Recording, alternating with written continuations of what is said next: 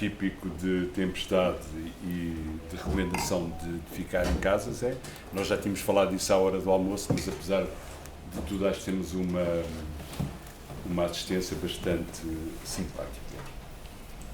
Quero agradecer aqui a presença da direção da Sociedade Nacional de Belas Artes, o querido João Paulo e o pintor Jaime Silva, por estarem aqui connosco e pela honra que me dão a mim e ao Zé.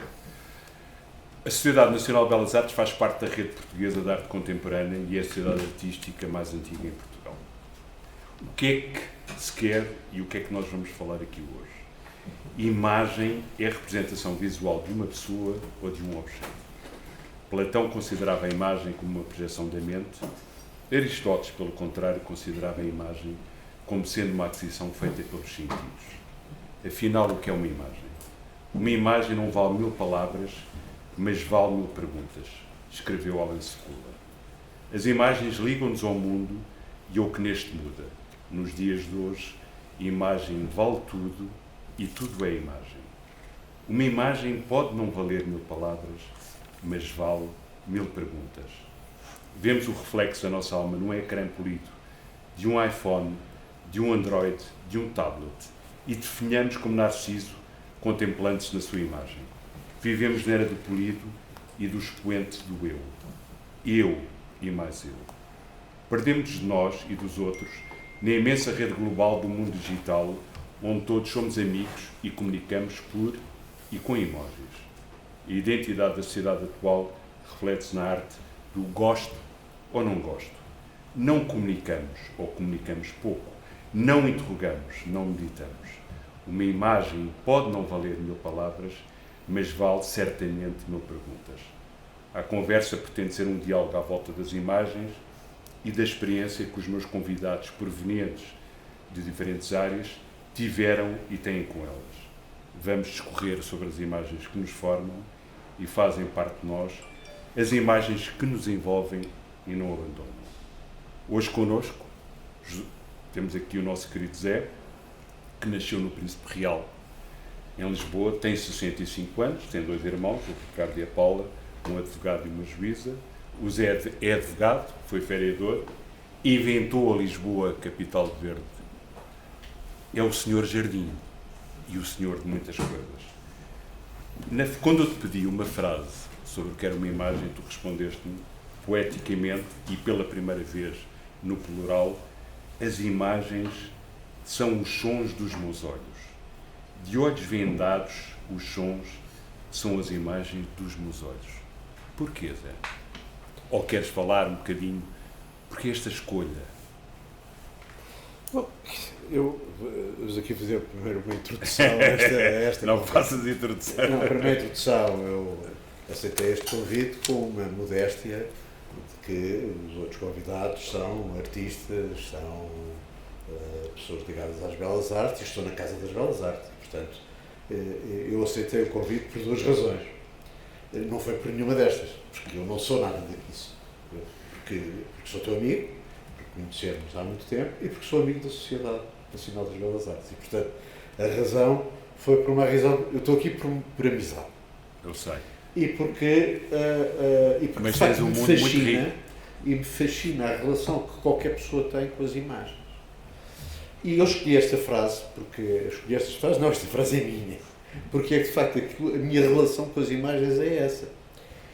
Uma das coisas mais estranhas que me depara ainda hoje, e nós depois vamos mostrar algumas imagens, que no fundo são imagens da minha vida. Eu combinei com o João Francisco, eu não sei bem o que é que vamos conversar, mas podemos fazer as imagens da minha vida, que é dos 0 aos 65, dividir isto por décadas, e lá vamos ver quais são as imagens que eu me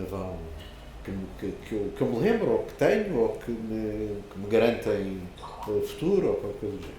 E uma das coisas mais extraordinárias desta coisa entre o olhar e os sons e o olhar, é que eu não consigo me lembrar de nenhum som, de nenhum riso, nem de nenhum sorriso de ninguém.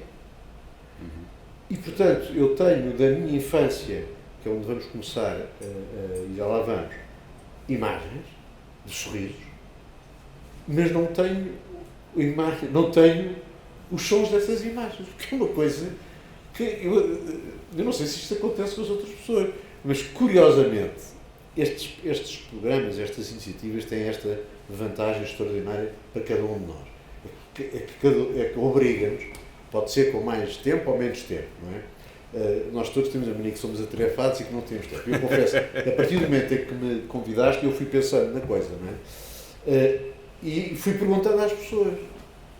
E nenhuma pessoa se lembra do som, não é do riso ou do sorriso, é do som do riso.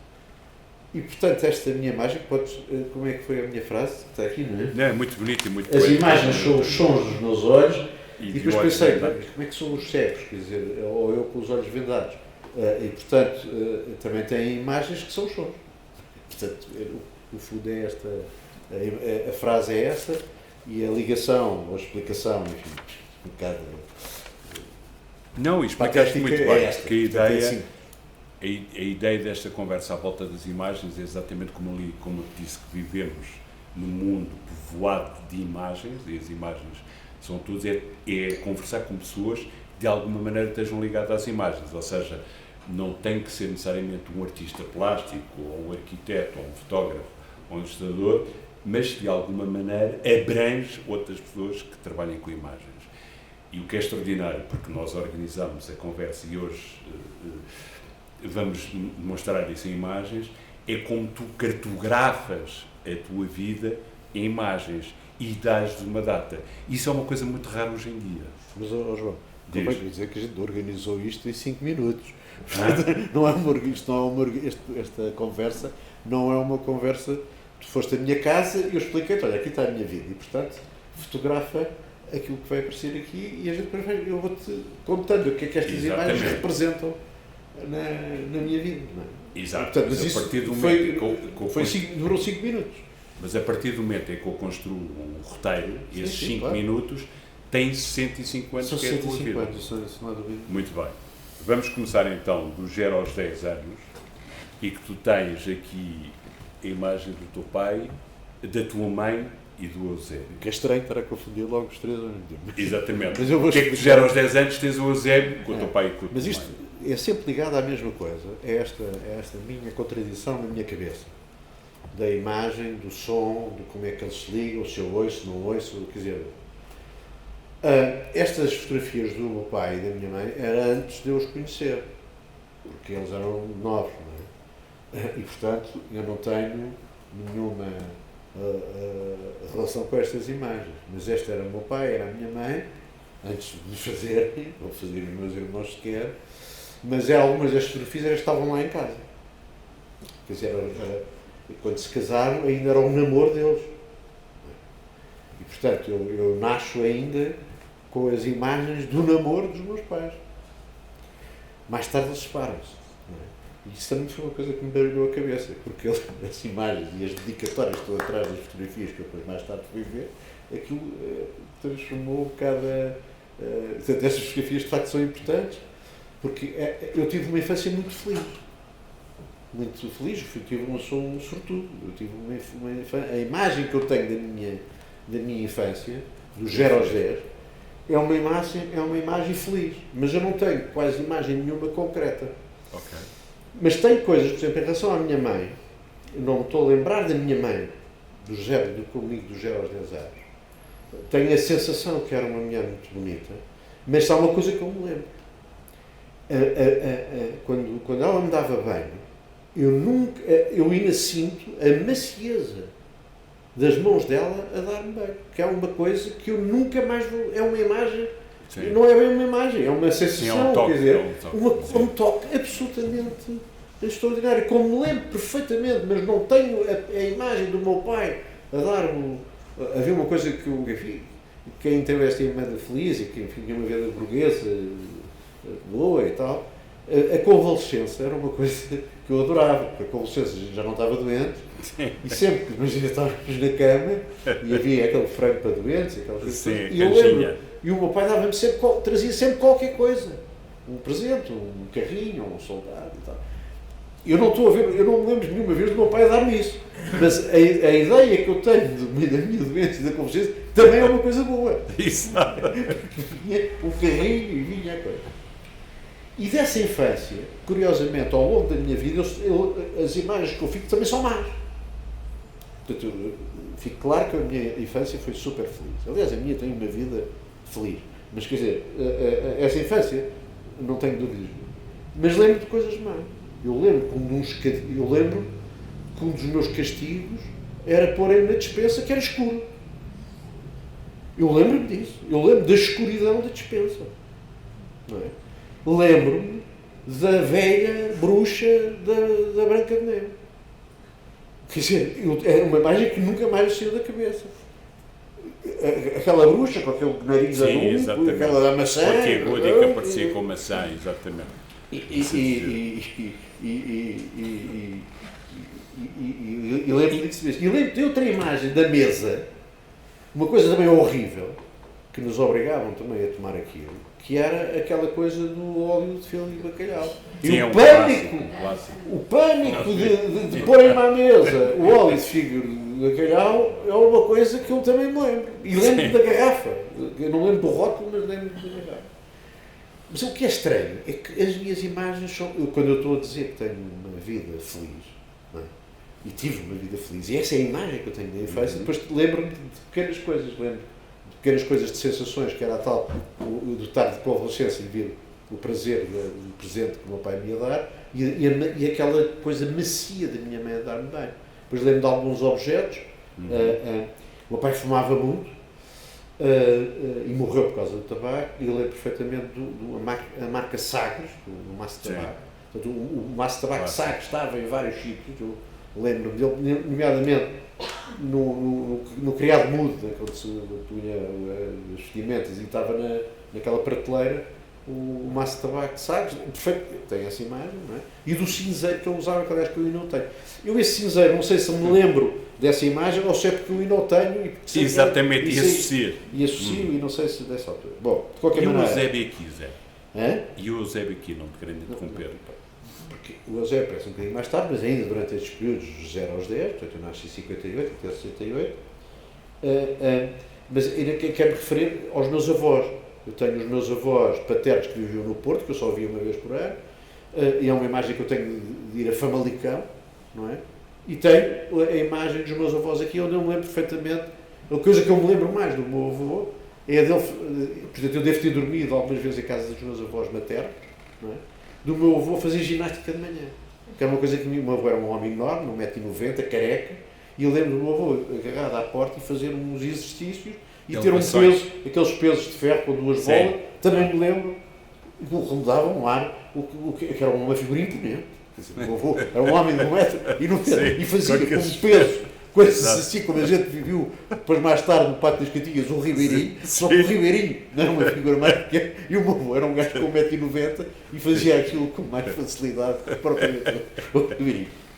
Lembro disso, e lembro de uma coisa que depois me fica do meu avô, que era uma das grandes coisas à mesa, portanto, não me lembro de praticamente nada, mas lembro do meu avô, vamos comer a sopa à espanhola. E tanto, estou numa das cabeceiras, em casa dos meus avós, e comer a sopa à espanhola era comer sem colher. E nós adorávamos, porque aquilo é colher, demorava. E então lembro do meu avô do outro lado da mesa, vamos comer a sopa à espanhola. E todos comíamos. Mas é uma imagem completamente estúpida, mas é uma imagem, não deixa de ser uma imagem familiar.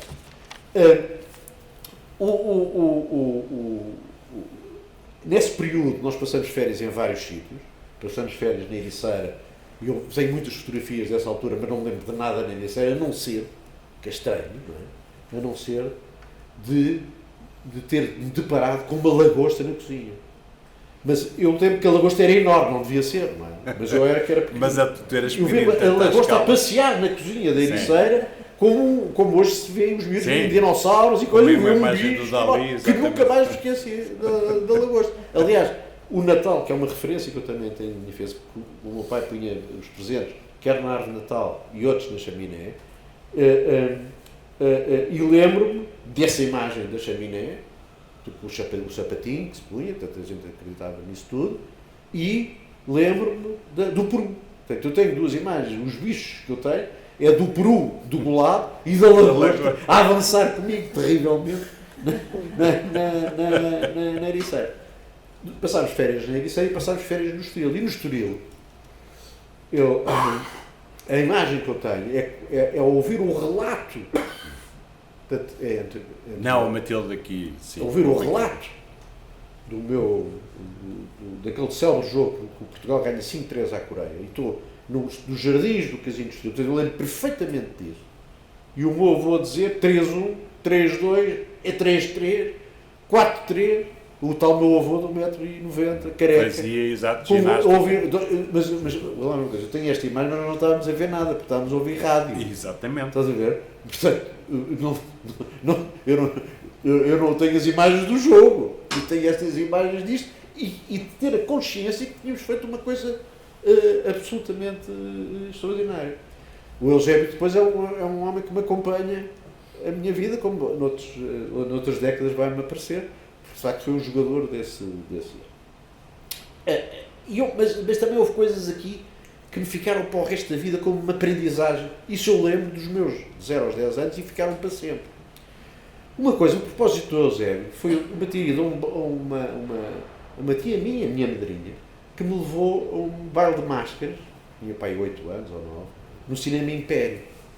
E quem ganhou foi um puto preto que estava com a camisola do Eusébio. E eu disse à minha tia, sim.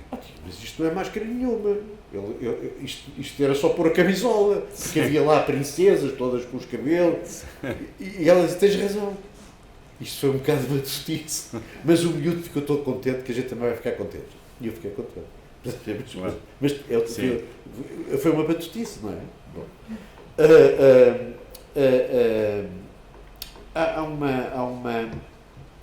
Lembro-me disso, como me lembro de levar reguadas na escola. Tenho uma imagem da minha mão de levar reguadas na escola.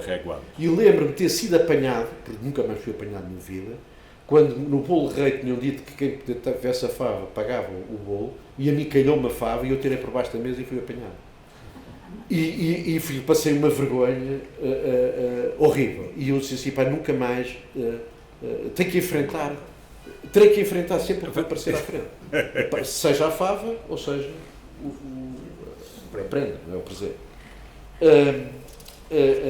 Bem, é nessa altura que eu começo a ler os livros dos 5, o livro das aventuras, e portanto é outra imagem que eu tenho, são as imagens desses livros e das aventuras, e de facto ler criamos uma série de imagens, já lá vamos depois mais tarde falar provavelmente disso.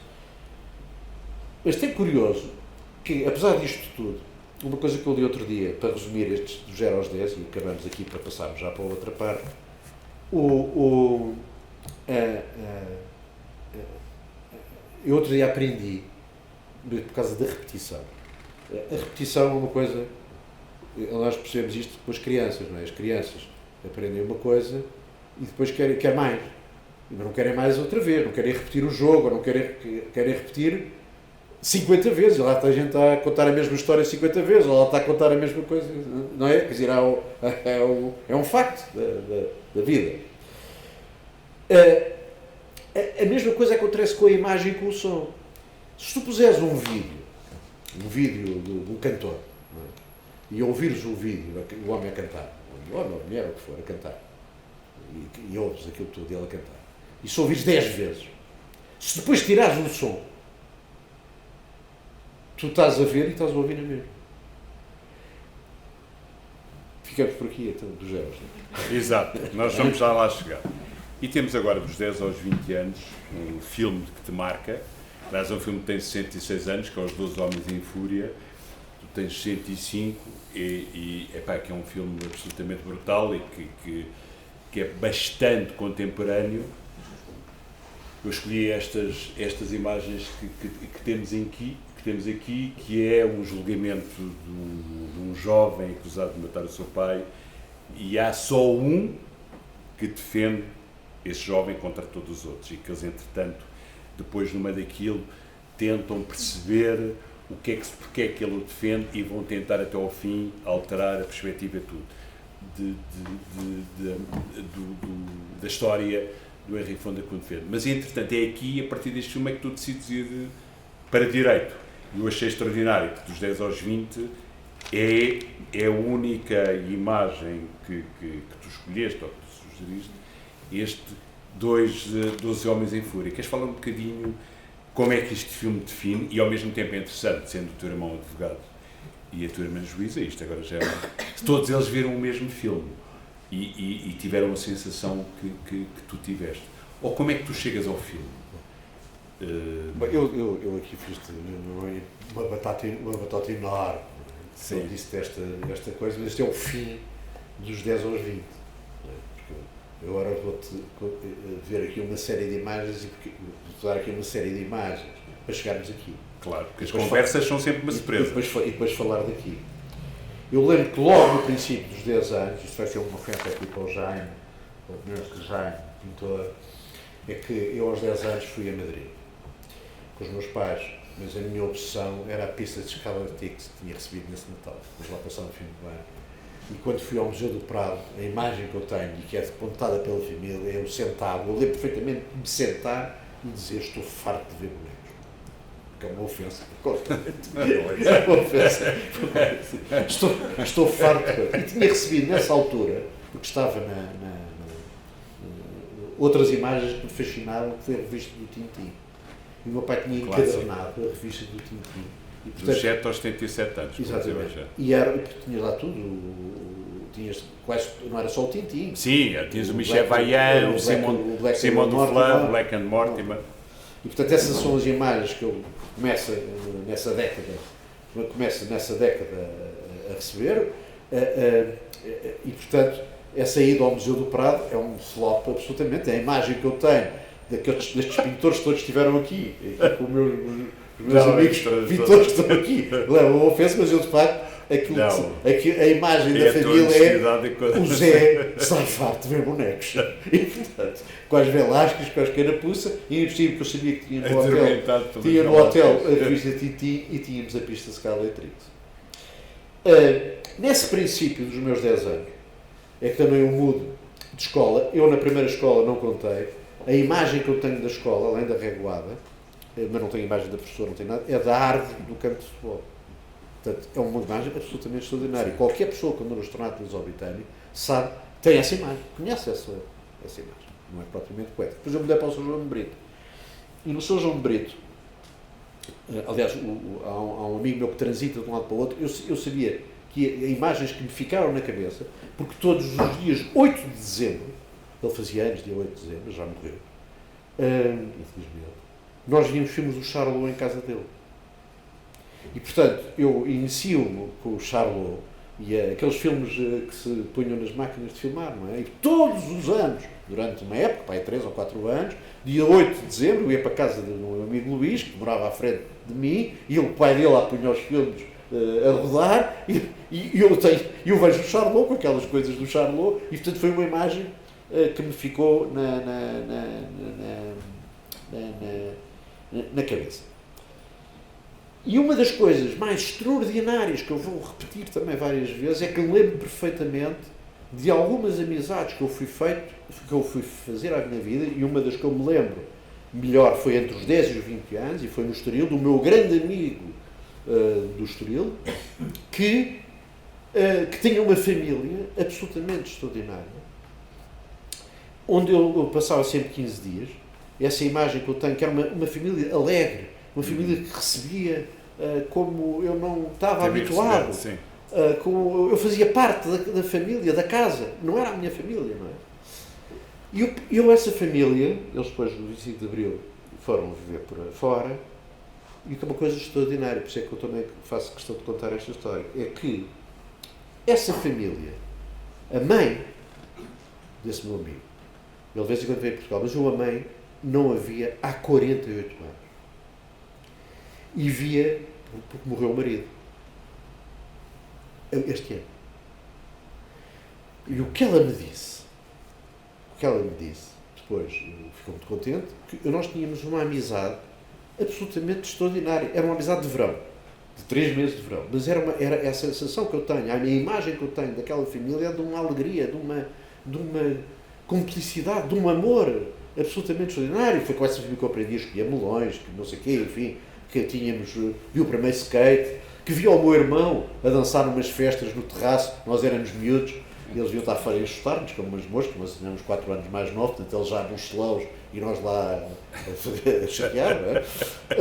E essa senhora, agora, portanto, ao fim de 48 anos, ela diz-me, escreve-me uma mensagem: José, muito obrigado por teres vindo me ter dizer, que é o marido dela. De facto, temos uma amizade inquebrantável. Portanto, uma coisa que ao fim de 40... E é mesmo, quer dizer, eu não conseguia... São as tais imagens que nós depois não conseguimos definir, e foi ela que me definiu. Aquilo que eu senti naquela altura, é o que eu ainda sinto hoje, era uma amizade inquebrantável.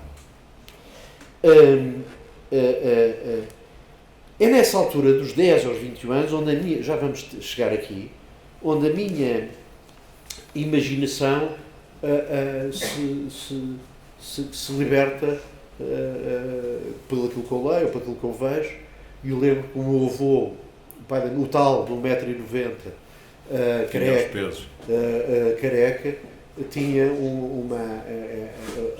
essa família da minha mãe tinha um grande negócio de chá, aliás o melhor chá que havia, que era o Licungo, com Moçambique, e ele de vez em quando fazia umas viagens a Moçambique. Eu lembro que esse era o meu avô, contava histórias, às vezes, porque ele também esteve na Índia, no exército, portanto ele esteve na Índia antes de ir para esta companhia Zambésia, e contava histórias de fogueiras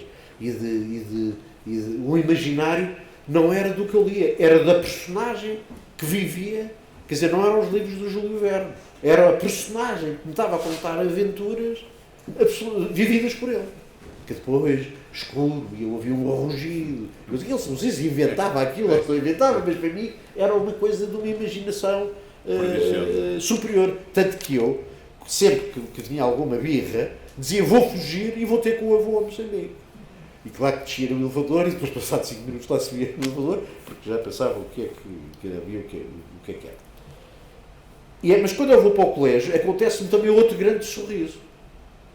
É que uma das amizades, das maiores amizades que eu tive na minha vida, que também já morreram, infelizmente, foi por causa de um sorriso. Do colégio, era um colégio grande e enorme, mas eu tenho poucas imagens do colégio. Tenho uma imagem de jogar ping-pong, tenho imagens assim vagas, e tenho a imagem do sorriso do Pedro, e ficámos amigos, e não lembro do número de telefone dele, amigos, por causa do sorriso largo dele. Portanto, eu estou a ver um sorriso, não ouço. Um sorriso tem encantado, assim.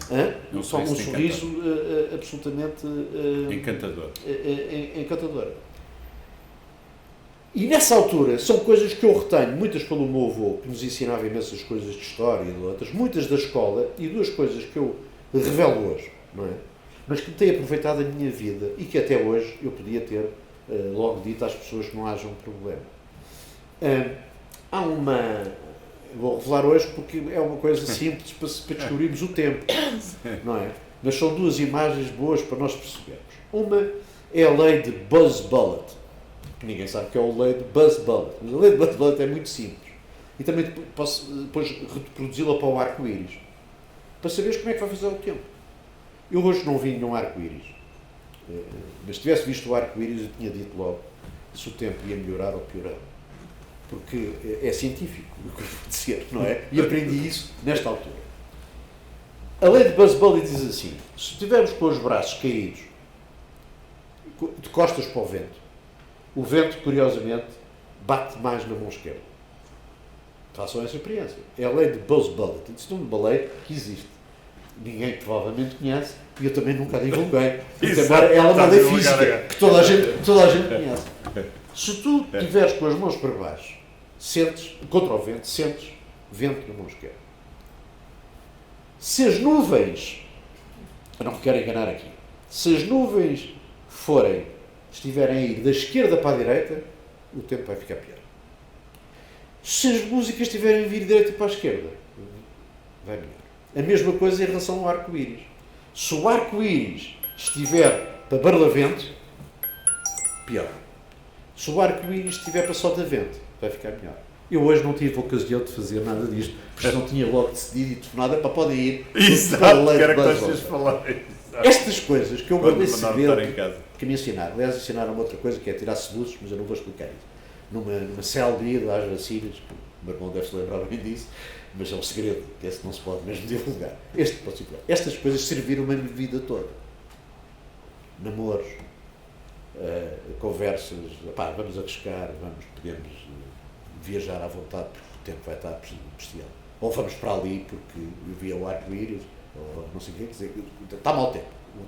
O arco-íris aparece com mau tempo, com a chuva, não é? Exatamente. E portanto eu vejo logo, se está em Barlavento, se está vento, vamos para ali que vai estar ótimo tempo. E a maneira como isto me serviu, Define. não me definiu nada, me serviu para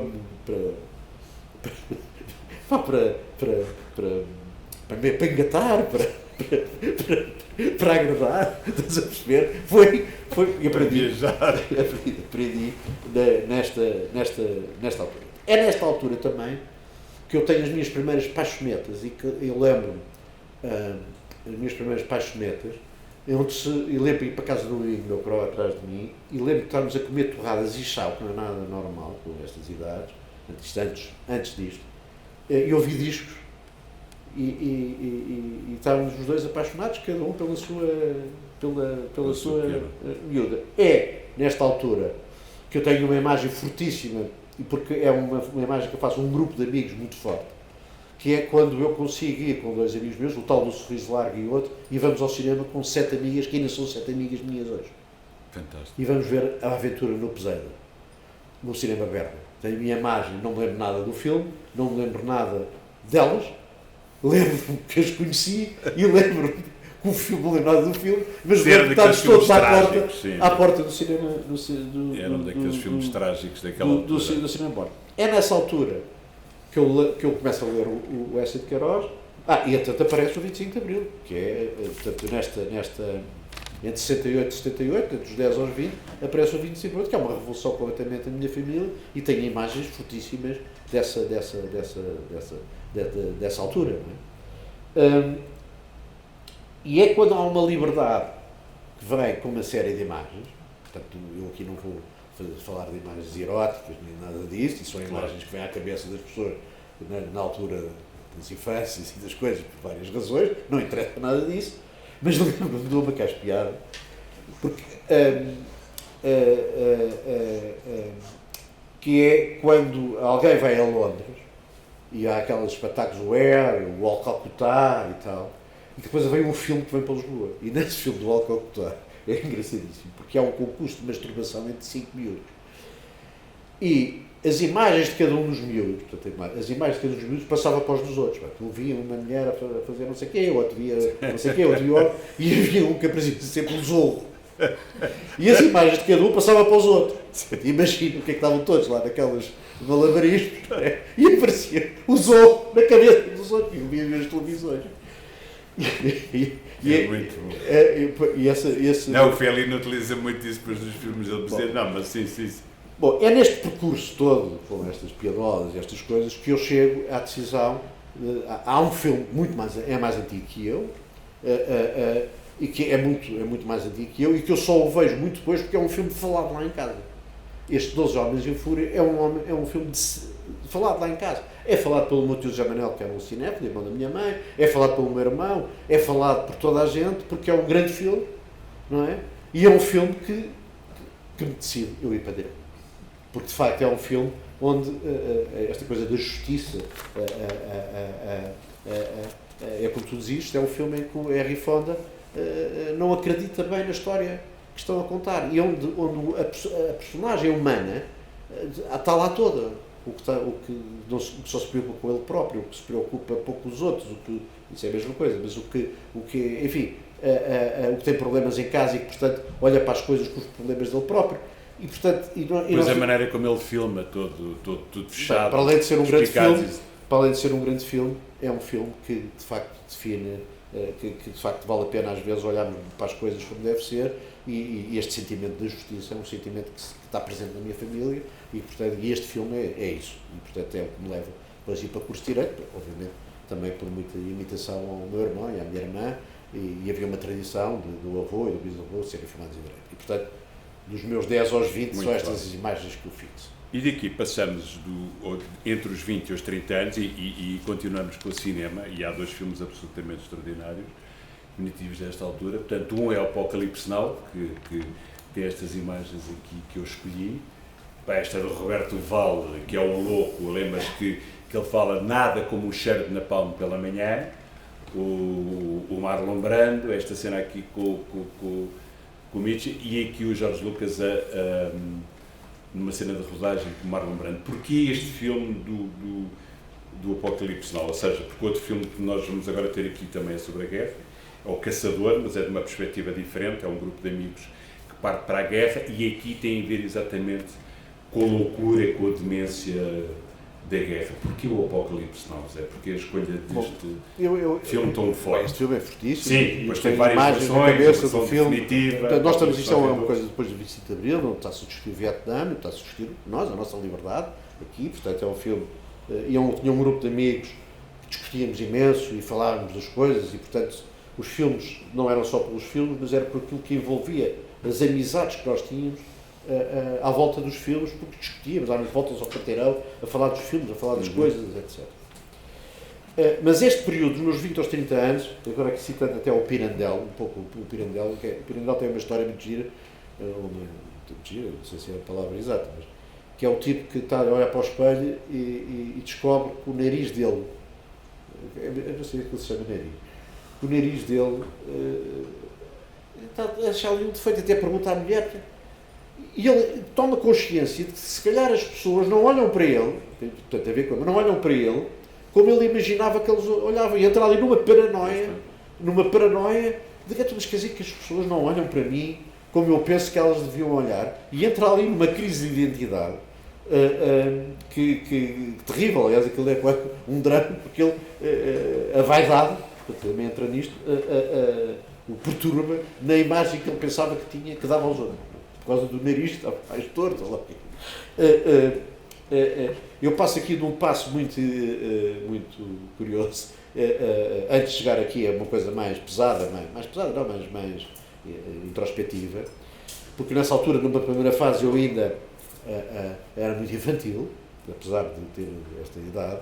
Eu lembro perfeitamente, por exemplo, de ir ao Sheraton fazer um jantar com uma namorada, no último andar, com uma grande vista, e quando vi o Eusébio, cá estava o Eusébio, eu fui correr, pedir-lhe um autógrafo, que deixou ela, danada, quer dizer, sim, mas portanto eu tinha estas coisas ainda muito, não dava atenção, não tinha o respeito que devia ter pelas pessoas, e este é um exemplo dessa eu ainda tenho esse autógrafo do Eusébio, que o ar não é filme. Sim, não, isso é extraordinário, quando começámos a ver as imagens que o Zé tem, porque no fundo é um museu vivo. Temos aqui o Apocalipse, se quiseres passamos já. Bom, é nessa altura, já agora, é nessa altura também, de transição, que eu faço, tenho vários grupos de amigos, ou amigos que mantenho e que vou conhecendo, e aí é nesta época que eu escolho ali 3 ou 4 amigos que são, até hoje, da minha vida para sempre, com intervalos de vermos mais tempo, mas que são aqueles que não desiludem, não é? E, portanto, são as tais amizades inquebrantáveis a partir de certa altura. E essa é a altura, por coisas também ligeiras, futebol, jogar à bola, ir ao Benfica, são imagens que eu tenho assim é nesse grupo, alargado até, pessoas que eram, porque aqui convém ir recuar um bocado, porque eu antes do 25 de Abril tenho amigos que me falam da falta de liberdade que eu desconhecia, porque não era a discussão que eu tinha em casa, não é? E falam no Zeca Afonso, e falam de Capide, e falam não sei o quê. O 25 de Abril é uma descoberta, mas eu já tinha este pequeno lastro, teria por parte do meu irmão, mas não falávamos disso, portanto não o conhecia, e é quando me aparecem estes filmes, que são filmes que falam de temas absolutamente extraordinários, que é o Apocalipse Now, da loucura, até pode chegar à loucura e como é que uma pessoa se pode loucura, mas também do caçador, da amizade que se pode ter, dos laços que se criam, do não deixar ninguém para trás, valores que se têm ou valores que se deitam fora completamente. E que o ser humano consegue o pior também melhor, dependendo das coisas. E é nessa altura também que, com a mania não sei onde é que nós estamos no Caçador, exatamente. Este filme tem... Sim, este é maravilhoso. Não, porque isto, contrariamente são filmes que me ficaram na cabeça, não quer dizer que haja outros, mas são filmes que me ficaram na cabeça, e era uma altura que eu estou de alta intensidade, não quer dizer alta intensidade porque não sou um intelectual, quer dizer, mas foi na altura que eu li muito e via estes livros e discutia muito, quer dizer, era de facto um rapaz muito aberto e muito propenso ao debate. Sim, quer dizer, ia descobrir, não é? A descobrir mais essência do que propriamente aquilo que eu tinha vivido e que as minhas vivências anteriores, portanto, eram coisas mais importantes, dando importância às coisas, acho que eram mais importantes. Mas, curiosamente, eu estava tão quase... A memória que eu tenho também era um bocado insuportável para mim próprio. É que quase que dizia... não vejo bem, não estou a ver bem o que dizes, não podes escrever. Quer dizer, isto é uma frase de um escritor qualquer. Mas eu quase que estava nesse registro. Escreve lá isso, que é para eu... Quer dizer, o ouvir não me chegava para ter a imagem. Tinha que escrever, ou ver um filme, ou escrever, para eu ter a imagem. Quer dizer, é um percurso da imagem, portanto, isto é uma coisa da imagem.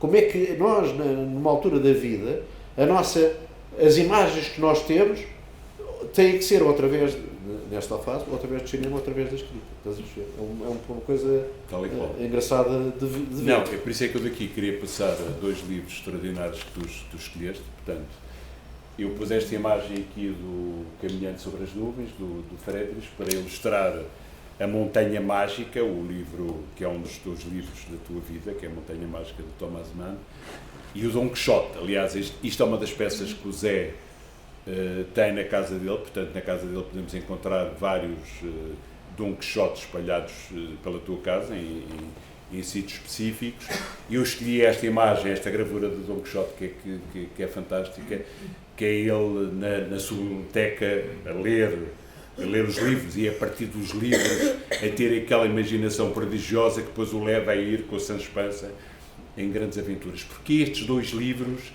que principalmente aqui A Montanha Mágica, que é uma meditação sobre o tempo, não é? Que é um livro absolutamente extraordinário, que é um senhor, um jovem que vai com o seu primo para um sanatório, que vai passar 2, 3 semanas e depois acaba por passar lá 7 anos, portanto, onde o tempo é uma metáfora para tudo o que está a passar, e aqui o Dom Quixote. Portanto, porque estes 2 livros, A Montanha Mágica... A Montanha Mágica, que é um romance absolutamente extraordinário, e de facto é isso que naquela ânsia de imaginar o que se escreve, não é? Aquilo que eu cá estava a dizer, de facto a Montanha Mágica leva-me a mundos absolutamente extraordinários, depois há um tempo, tu falaste, é talvez a noção que eu tenho mais exata ainda hoje, quando a rapariga bate a porta, que era uma coisa que assustava todo o sanatório, eu estou com esse ruído, eu estou a ler isso ainda, não é? E a bater a porta do refeitório, na sala que eu vivo, e depois as conversas com o Hans Castrup, tinha com o Stembrini sobre o tempo. E esta coisa do tempo, do tempo que vai, ou do tempo que se vive ao mesmo tempo, é tal ideia de que quem passa no comboio vê ao mesmo tempo quem está à espera do comboio. É um livro que me desperta imensa imaginação, mais discussões, mais conversas. É nesta altura que eu visito o Alhambra, o que me desperta também uma realidade histórica absolutamente, a riqueza, a beleza do Alhambra. É uma coisa que transcende, deve ser, não quero defini-lo, não é? Mas é o primeiro embate que eu tenho com um monumento de cultura, não é? Porque nós não estávamos, a nossa vida era feita de outra cultura, não é? Quer dizer, os árabes não existiam na cultura que eu aprendi, não é? E portanto foi uma coisa, um choque espetacular de bom, e o Dom Quixote pela sua aventura extraordinária e sua imaginação, com o seu Prodigiosa. humor, e como é que se pode ser isto tudo, ou como é que pode haver isto tudo num livro. E, portanto, é um livro que me juntamente com o Em Busca do Tempo Perdido, coisas completamente diferentes, mas sempre com o tempo, não é? E sempre com a imaginação, e sempre com aquilo que se pode perder e com aquilo que se pode ganhar. É nessa altura que eu visito, também já no fim desta época, eu visito a Grécia, que tem isto tudo, não é? E que visito São Tomé, onde portanto, eu podia ter escolhido outras imagens, escolhi a Montanha Mágica, porque de facto é um livro absolutamente extraordinário pelas coisas que eu dizia, o Dom Quixote pela imaginação, podia ter escolhido Em Busca do Tempo Perdido, e depois as sensações que eu tenho de imagens, por exemplo, como é que eu até hoje, até agora, deste coisa, eu não te falei de uma imagem, não te falei de uma paisagem, não te falei pá, quer dizer, alguma coisa... Mas era por causa disso. Achas que o ver vem antes das palavras? Pá, eu não sei, quer dizer, o que eu estou a dizer é que eu já estou aqui a falar de há 30 anos ou 40 anos e ainda não te saltei com uma Ainda imagem. não chegaste. Fui com sensações, fui com isto, fui com aquilo. Por exemplo, em São Tomé eu tenho de facto uma imagem de uma praia, que é a Praia das Sete Ondas. E vejo com as palmeiras, com os coqueiros e tal, tem aquela imagem, não é? Mas aquilo que eu me sinto mais São Tomé é o calor do Equador. Quando eu saio do Equador, a imagem que eu tenho, não tenho imagem nenhuma. Tenho esta... É essa a impressão que tu tens. Esta episódio. Mas tenho uma imagem também má. É que na altura eu vi uma cobra a esta distância. E tanto que os belgas que estavam lá a visitar uma coisa longe e tal, que eu tive um mês em São Tomé, e aquela cobra que mata. Aliás, eles tinham um soro no frigorífico por causa daquela envenenar. E eu ia brincar com a cobra, porque a cobra, o gajo sai e assaltou-me e apanhou-me. E portanto lembro-me da cobra, a cobra com a cabeça. Estás a ver? Como é que o tipo vai visitar um país absolutamente maravilhoso? A cobra, a bruxa má. A imagem que eu tenho é um calor e a coisa. Portanto, eu devo sofrer aqui algum problema, não sei. Há outra coisa que também recebo para mim próprio nesta altura, que é uma coisa que depois vai atravessar o resto da vida, que é o paradoxo, que é o Oscar Wilde, e como é que uma pessoa pode ter uma imagem, quer dizer, o paradoxo é a imagem invertida, ao contrário, não é? E portanto, então isso deslumbra-me o mundo do Oscar Wilde e do paradoxo, e depois vou à procura dos paradoxos todos, que são os paradoxos da vida, e portanto isso cria-me várias imagens, e se calhar é porque não fixo nenhuma. Porque há uma coisa que me meteu uma raiva quando tu me convidaste, e eu pensava que ia ter aqui imagens extraordinárias Não, mas dessas coisas. E vamos lá e termino esta coisa, porque depois eu vou ainda só na década seguinte, mas leio um livro monumental, que é O Fio da Navalha, que é do Somerset Maugham, não é pelo fio ser estudar, mas a história para mim é uma história encantadora, que é a história do gajo, que é uma coisa que depois perturba, que eu vou ter isso no resto da vida, que é aquela ideia de que uma pessoa pode salvar o outro e depois não salva, porque no Fio da Navalha ele tenta tirá-la do ópio e não consegue, quer dizer, é a grande paixão da vida dele, e uma personagem do filme, não é?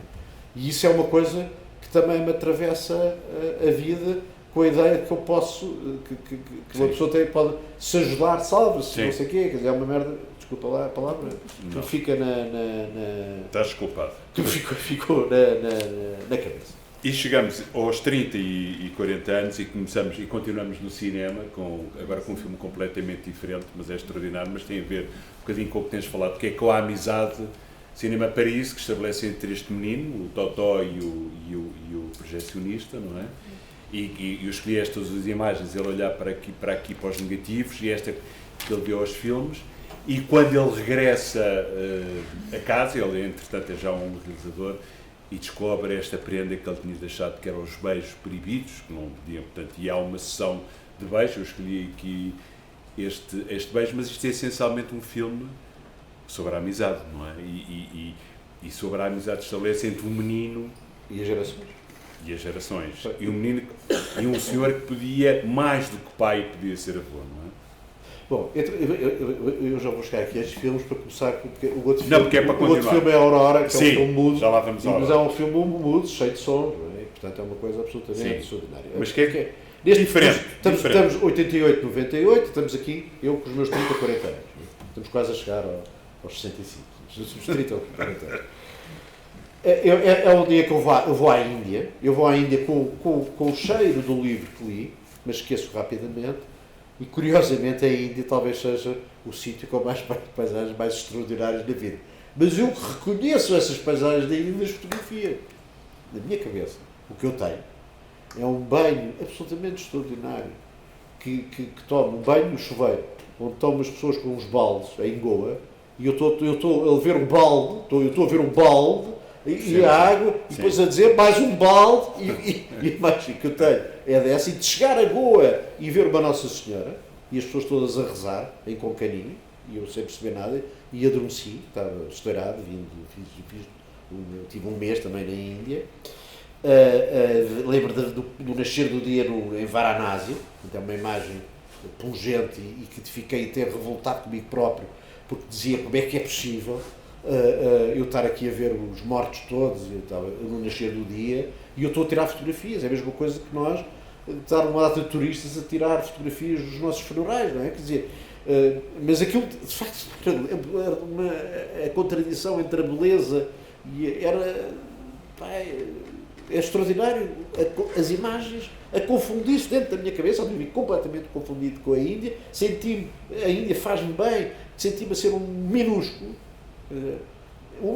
pá. Quer dizer, não representa nada, porque estive com milhões de pessoas, não é? E com esta contradição das cores, dos cheiros, da beleza, e curiosamente resolvi também um problema. Porque é que eu não tenho, porque é que não há imagens do meu passado? É que também não é assim tão estranho como isso. Esta ideia que nós temos de subir à montanha e ver a paisagem é uma coisa que surge para aí do século XIV. O primeiro gajo a escrever sobre isso é o Petrarca. Quer dizer, esta ideia de que as pessoas procuravam os sítios, os altos, para ver a paisagem e contemplarem, é uma coisa que surge com o Petrarca. E as paisagens marinhas surgem com o Byron. Depois o pintor, o Turner, mais tarde, não é? Quer dizer, ninguém, esta coisa romântica que eu sou, de que eu sou, não é? E de que, desde sempre, não, é que isto surge, quer dizer, isto estou-te a contar coisas, é verdade, tu vais, é de facto a partir do Petrarca, a partir do século XIV, ou coisa do género, e do Byron já do século XVII, não sei, agora posso estar confundido, que estes olhares se passam. Mas na Índia, eu de facto tenho a sensação que eu tenho é um mundo completamente diferente. Lembro perfeitamente do Taj Mahal, lembro dessa imagem, lembro também de um forte português antigo lá de Goa, lembro de uma varanda em Goa, e lembro disso. Mas lembro que eu sou minúsculo, também me lembro disso. E daí, quando chego aos Açores, depois este ano é um ano de viagem, vou ao Egito e sinto que de facto esta peneira da nossa civilização, a pessoa vai ao Egito, escusamos ter peneiras da civilização, quer dizer, a imponência e a riqueza e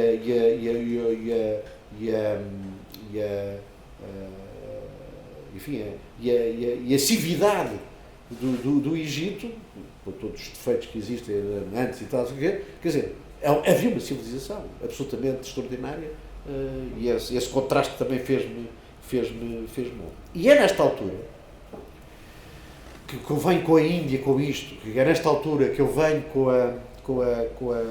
que chego aos Açores, que vou ao pico, que tenho a imagem das nuvens, que durmo agarrado a um grande amigo meu, porque estamos cheios de frio, e portanto a necessidade às vezes empurra-nos para nos apoiarmos aos outros, que morre o meu pai, morre a minha prima, morre a minha avó, e é neste período que eles têm a primeira sensação do vazio.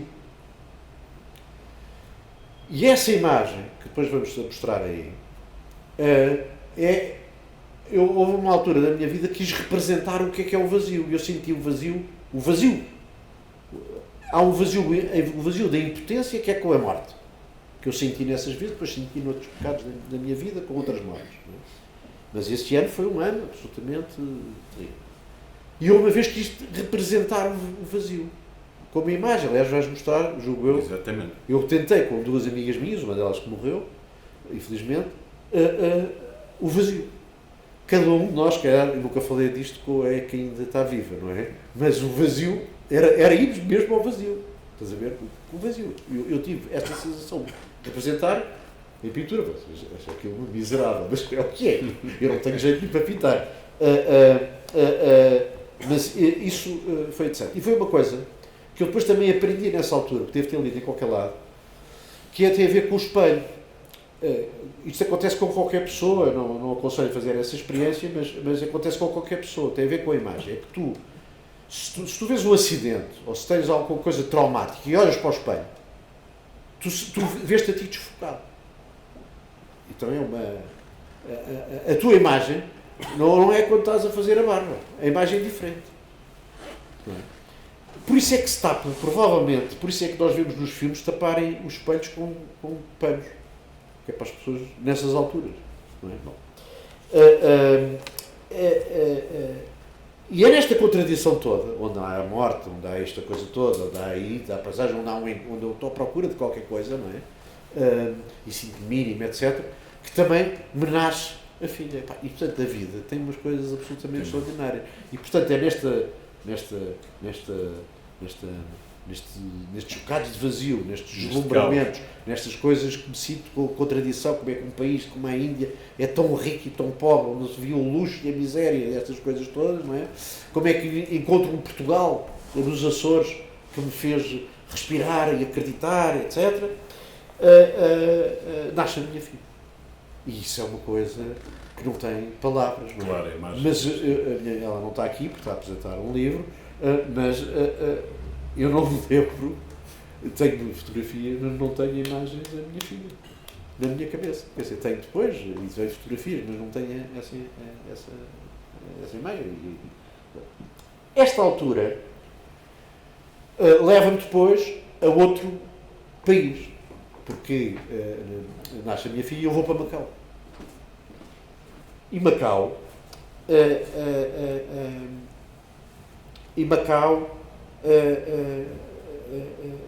cá está. Eu em Macau começo a reparar em pormenores. Para já, Macau serve para uma coisa, é que eu li todos os clássicos, eu tive 10 meses em Macau. Eu li todos os clássicos em Macau. A tua visão torna-se diferente, começa a ser todos mais os clássicos. O Camões, o Camilo Peçanha, o Camilo Peçanha não conheço o clássico, mas o Homero, para perceber o Camões tinha ali o Homero, a Ilíada, a Odisseia, li tudo, o João de Barros, tudo ali até o século XVII, vai tudo. Depois vou ao Camilo Peçanha, vou ao Venceslau Moraes, e portanto eu que me entretive lá em Macau foi fazer isto, a fazer amizades. Há uma palavra que eu tenho fixada em Macau, é a minha imagem de Macau. É que havia uma rua que se chamava Tassara. E o Tassara é um nome absolutamente mágico, como tu podes imaginar. Não é? E, portanto, é nessa altura que eu olho para as coisas, quando venho para Portugal, que eu vejo o Aurora. Vejo o Aurora e leio o Dostoiévski. Já podia ter lido o Dostoiévski antes, mas é nessa altura que eu leio. E o Dostoiévski, o Crime e Castigo, é de facto o remorso, o crime e depois o remorso. E a Aurora é a traição. Sim, é um triângulo amoroso e é muito interessante, repara, toda vez que é a mulher da cidade, que é tenebrosa, negra, e a senhora do campo é luminosa, portanto há esta relação também entre o campo e a cidade, só para dizer, esta claro, escuro, mas fala. E é na Aurora, portanto, são estes dois sentimentos que eu percebo que existem no mundo fortemente. E são duas coisas que uma pessoa não aceita. Traição, mesmo na amizade. Ou na amizade, principalmente. É a traição e o que é que eu dizia do Crime e Castigo? E há o remorso. Não é? Porque a pessoa pode fazer mal e tem o remorso, e como é que se desculpa o remorso, ou como é que se desculpa a traição, ou não se desculpa. E é por causa destes filmes e destas contradições todas que eu fui mostrando nestes 30 aos 40 anos que eu começo a reunir, julgo que é a coisa a seguir, os meus óculos todos. Sim, é extraordinário. Vamos passar, só para voltar aqui, só para dizermos, aquilo é o teu quadro, é a representação aquilo do vazio. vazio. Ninguém percebe. Portanto, é a única obra pictórica aqui do nosso querido Zé. Isto é uma pintura. Mas, Jaime, eu vou explicar o quadro. Sim, antes de explicar, antes que o Jaime fique indignado. O Jaime fique indignado. Aquilo era um vazio, é uma coisa que, portanto, era no fundo do mar e aquelas 3 pedras só éramos os 3 que estávamos a fazer. Exato. Antes que o Jaime fique indignado. Aqui, fique indignado. Aqui uma imagem da Praia do Mar, na Carrapateira.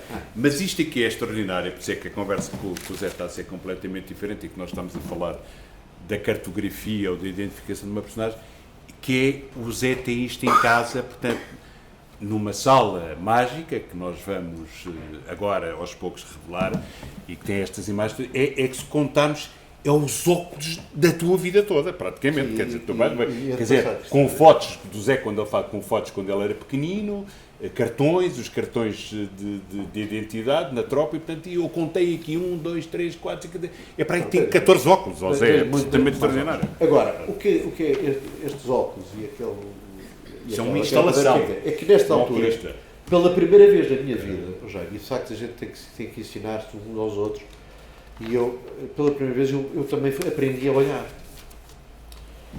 E eu lembro de estar no Museu da Arte Antiga, a ver aqueles quadros que a gente passa a correr, que era uma anunciação. E estava uma professora com uma roda de 6 ou 7 alunos a explicar aquele quadro. E eu colei-me a ouvir. Era um quadro que eu nunca olharia para ele. Mas ela explica o quadro. Reparem na mão da Nossa Senhora como quem escuta. E eu, uau. Reparem no manto da, não sei quê, do Espírito Santo, ou da pomba, do Espírito Santo como está estática, não sei quê. E eu comecei, mas eu não sou pobre. Eu, se não me tivessem a ensinar, eu não olhava para nada daquilo. E é nessa altura que eu me lembro, pá, a minha vida de óculos, eu também posso ir aprendendo a olhar para mim próprio e ir descobrindo o que eu fui vendo, estamos nos 40 anos, não é? Até aos 40 anos. E por isso é que eu junto os quadros que eram do meu avô, os meus óculos que eram do meu avô, do meu pai, os meus, e vou fazendo a minha vida dos óculos como uma maneira de aprender para mim próprio a aprender a ver, aprender a olhar. E é quando eu vou nessa... E por isso é que eu gosto do cinema para isso, que há bocado mostrar. É que o tipo, o puto, e a amizade que ele tinha com ele só começa a chorar e a ver quando o outro lhe dá de presente a vida toda em beijos. Não é? E portanto foi a maneira dele aprender a ver os filmes todos, a vida dele toda, aquilo que ele passou com ele, através do ato mais bonito do amor que é o beijo. Não é? E portanto, e por isso é que o facto de eu ter aprendido a olhar, e a gente aprende de muitas maneiras, não é? Eu aprendi a olhar para um quadro, para uma pintura, eu também aprendi outras coisas através desse ensinamento. E no fundo fiz esta coisa, esta trapalhice, esta colagem toda, e por isso é que eu gosto do Cinema Paraíso, é por causa disso, e por isso é que era fim dessa época onde eu me separo e tenho que arranjar um sítio para as férias da minha filha e deparo-me com a Carrapateira, que é de facto a imagem que eu ainda tenho da praia, e sempre que eu vou à Carrapateira, paro lá ao pé à frente do Alemão e vejo a mesma praia e é sempre aquela imagem absolutamente extraordinária, que é onde eu conheci o João, foi nessa praia da Carrapateira. E portanto, é nesta transição entre os 40 e os 50 que eu conheço a Carrapateira e a praia que me faz bem, fez-me bem. Vais bem a todos. E daqui passamos para os 40 aos 50 anos e temos 3 imagens fantásticas, ou seja, isto é uma pequena imagem que eu digo da Sala Museu do Zé, ou seja, que ele guarda aqui tudo, tirando bonecos toda a parte por onde ele passou, fotografias, aqui são placas que têm a ver com as tuas viagens, ou seja, ele é um profundo colecionador, ou seja, cartografa tudo, tu registas tudo. Não registro. Não, mas através de imagens, através de símbolos, e temos aquela imagem ali em cima que está bem escondida, porque isto tem uma montagem tão delicada que há imagens, ou seja, peças que não dá para tirar que podem cair, e que tem aquela imagem das pegadas. Eu não sei se tu queres começar primeiro pelas pegadas, não é? Pela história das pegadas, que é uma história cheia de imagens, até chegarmos aqui depois a esta parte toda. Este é muito simples, é dos 40 aos 50, porque embora há aqui coisas depois dos 50 e há aqui coisas antes dos 40. Mas depois, porque acaba-se a vida, não é dividida. Portanto, tem aqui uma série de bonecada e coisas que eu trago de viagens, etc. E a pegada é a que está ali em cima, porque eu acho que esta é a minha década de encontrar caminhos firmes, mais firmes, não é? E de facto a pegada demonstra isso, e eu comecei a olhar para as pegadas da minha vida, mas também para as pegadas. Houve um dia bem triste que eu olhei para as pegadas da praia e sigo umas pegadas e apaixono quase pelas pegadas por uma determinada pegada que era linda, aliás. E essa pegada, isto passa-se em Porto Santo, e sigo, tem uma praia enorme, e sigo a pegada, as pegadas, que são várias, até que só fica uma. Era a minha pegada, a pegada que eu tinha escolhido.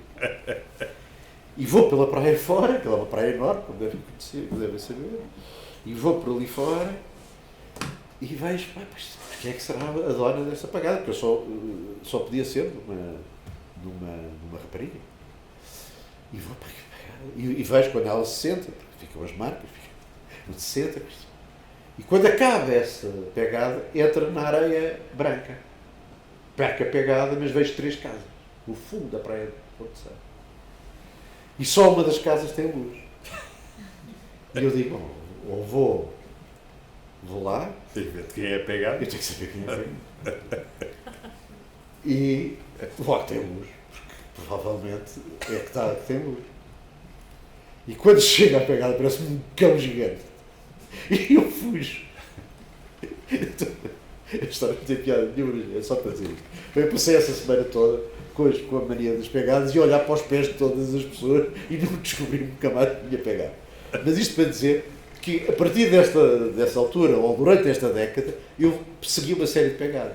Foi quando eu comecei a fazer peregrinações e, portanto, ir à procura de fins de caminhos, quer a Santiago, quer a Fátima. É nessa altura que eu sou absolutamente consumidor de concertos. Percebes? De concertos de rock, completamente consumidor.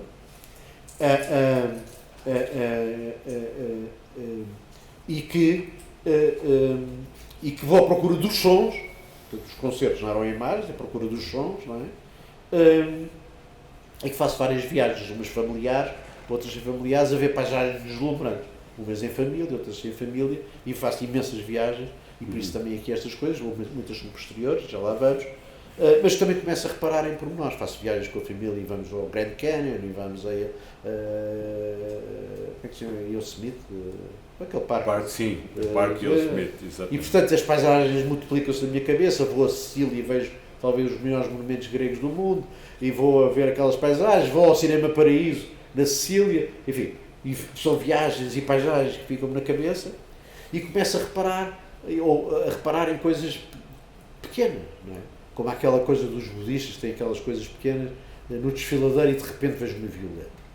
E eu começo também a dedicar o meu olhar, que tinha aprendido, a olhar para pequenas coisas absolutamente extraordinárias. Não é, podia ser a violeta, de repente a violeta num desfiladeiro, não é? Ou a rosa de Jericó que vai a voar no deserto, e eu começo a reparar nisto e começo a ter um olhar muito mais interessante. Não como os budistas, como sabes, os budistas de uma ervilha veem uma paisagem, não é? Portanto, eu não consigo ter essa capacidade. Não tenho essa capacidade. Não atingiste essas particularidades. Ou como há aquela história que se conta de que...